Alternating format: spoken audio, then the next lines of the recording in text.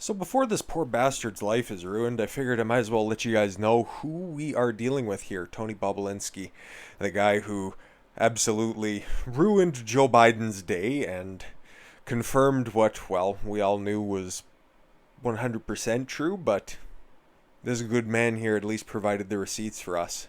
So prior to today, I've never heard of the most satisfying last name to say in my life, Bobulinski. Bobulinski. It just rolls off the tongue prior to releasing this one statement here, and I'll read it out for you. My name is Tony Bobulinski. The facts set forth below are true and accurate. There are not any form of domestic or foreign disinformation. Any suggestion to the contrary is false and offensive. I am a recipient of the email published 7 days ago by the New York Post, which showed a copy to Hunter Biden and Rob Walker. That email is genuine. This afternoon, I received a request from the Senate Committee on Homeland Security and Government Affairs and the Senate Committee on Finance requesting all documents relating to my business affairs with the Biden family, as well as various foreign entities and individuals.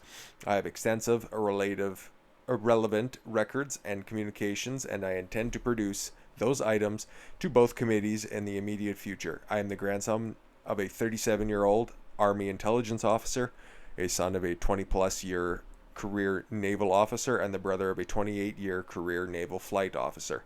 I myself served our country for 4 years and left the Naval Academy as Lieutenant Bob Lewinsky. I held a high-level security clearance and was an instructor and then CTO for Naval Nuclear Power Training Command. I take great pride in the time my family and I served this country. I am also not a political, in page 2, person. What few campaign contributions I have made my life were to Democrats. Hence why he would be dealing with Democrats or whatever the hell you want to call Joe Biden. If the media and big tech companies had done their job over the past several weeks, I would be irrelevant in the story. Oh, I love this man. This is a good dude. Solid patriot. Given my long-standing service and devotion to this great country, I could no longer allow my family's name to be associated or tied to Russian disinformation or implied lies and false narratives dominating the media right now. After leaving the military, I became an institutional investor, investing extensively around the world and on every continent. I have traveled over 50 countries. I believe, hands down, we live in the greatest country in the world. What I am outlining is fact. I know it is fact because I lived it. I'm the CEO of Sinohawk Holdings, which was a partnership between the Chinese operating through CEFC/Chairman Yi and the Biden family. I was brought into the company to be the CEO by James Gilliar and Hunter Biden. The reference to the big guy in the much publicized May 13th, page 3, 2017 email is the fact, a reference to Joe Biden. The other JB referenced in that email is Jim Biden, Joe's brother, noted architect. Hunter Biden called his dad the big guy, or my chairman.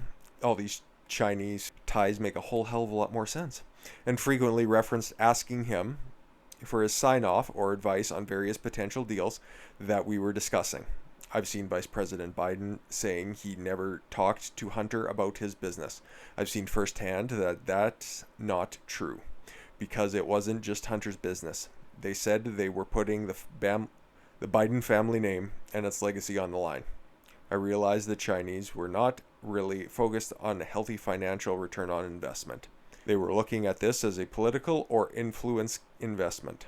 Once I realized that Hunter wanted to use the company as his personal piggy bank by just taking money out as soon as it came in for the Chinese, I took steps to prevent that from happening. The Johnson report connected some dots in a way that shocked me. It made me realize the Bidens had gone behind my, I'm going to guess back, there it is, and gotten paid millions of dollars by the Chinese, even though they told me they hadn't and wouldn't do that to their partners.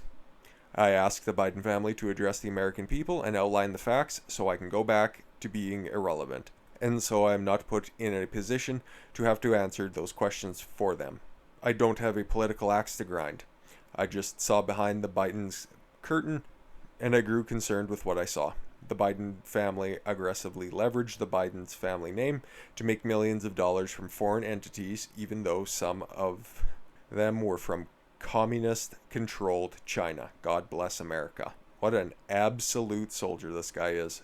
And now we can anticipate in the next few days, next few weeks, his name will be dragged through the mud. So I wanted to make this video in order to clear up any sort of misconceptions that might come out about him based on the information that we currently know. So he made reference to this. The Senate committee looking into Tony Bobulinski after allegations Hunter Biden's business partner confirmed China deals. The Senate Committee on Homeland Security and Government Affairs confirmed that it reached out to Tony Bobulinski regarding his connection to Hunter Biden and Joe Biden. On Thursday, Bobulinski released a statement to multiple media outlets, which we just read, describing his business ties to the Bidens. The New York Post never asked Biden campaign about the critical elements of his story, Bates said. Bates is a campaign spokesperson for this floundering effort put forth by Joe Biden. They certainly never raised that Rudy Giuliani, who's discredited conspiracy theories. Oh, really? Really? Who's discredited those? You trying to use that fucking Borat defense? You trying to use the fact that we've seen the fucking laptop, all the receipts? You're just full of shit. But what can you expect from the Blues? And alliance with figures connected to, did you hear that? Did you hear that? Oh, Russia, right, yeah. Russian intelligence has widely been reported. Really? Has it? Or has it just been floated out in pamphlets that they dropped from the Zeppelins? Hunter Biden's attorney, George Maceras, has previously dismissed the allegations as well, suggesting they are not credible because they initially came from documents and emails shared from the New York Post. Oh, okay, cool. Yeah, we can just dismiss the oldest paper currently in circulation and, yeah, the history of America. By all means, yep. Just because it's going to a right-leaning outlet and America's mayor has got an R at the end of his name. Yep, you can completely discredit it. Like I said earlier, yep, mainstream media is running and working fucking overtime. We've got Newsweek here, apparently a reliable source and an authority on the truth. But now that we got the mainstream media smears out of the way, let's get to the bottom of who Mr. Bobulinski is. Well, we know him and his family have a long history with the service. None of them have been dishonorably discharged. As it says here, according to the Federal Election Commission, Bobulinski, a Los Angeles resident, made political contributions to federal candidates in 13, 14, and 15. In 15, he twice gave $2,700 to Democratic Congressman Ro Khanna, who, as you might recall, was somebody singled out by Nancy Pelosi during her meltdown with Wolf Blitzer earlier as not being anybody that she necessarily deems to be a reliable source of information, who represents the state's 17th district out there in California. In 13, he also made 2 contributions, both for $2,600 to Ro Khanna's campaign. And in 14, $1,500 went to Robert Menendez's re-election campaign. So yeah, it'd be a little bit weird if they decided to drag up his past support for Republicans, because as you can see, these ties run deep. Not quite as deep as tonight's moderator, but you know, hey, the man followed the rules. Look at that. After leaving the military, Bobulinski became an institutional investor who invested extensively around the world and on every continent. Records from the state of Delaware show Sinohawk Holdings LLC was incorporated there on May 15th, 2017. Well, if you guys watched my previous video on all this stuff, you'll realize that a couple of those, and quite significant text messages, if I do say so myself, predate that. And just to prove that this is in fact true, got the information straight out of the state of Delaware. Incorporation date, formation date, May 15th, 2017, proving that is in fact a real and legitimate LLC. So, alright, and if I could find one place where they're going to try to hit them on, and I think and when I say they, mainstream media of course, are going to try to blow this out. Bobulinski is involved in legal battles with a company he worked with, China Branding Group Limited, and the company's former CEO. Well, China Branding Group Limited, I wonder who they are owned and controlled by, and of course the mainstream media are going to try to run cover for this company, because we all know how deeply linked those Chinese roots run. Bobulinski is involved in 2 legal battles with a company he has worked with in the past, China Branding Group Limited.